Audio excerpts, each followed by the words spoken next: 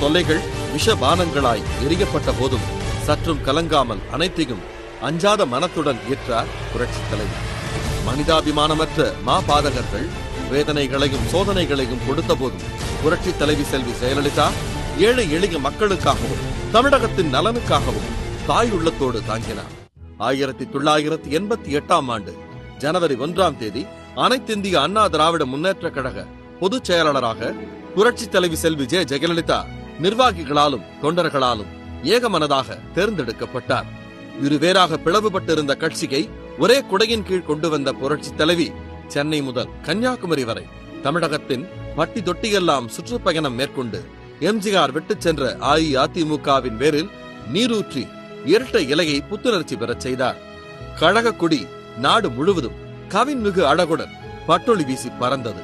கழக தொண்டர்களின் இரத்த நாளங்களில் புது குருதி பிரவாகம் எடுத்தது.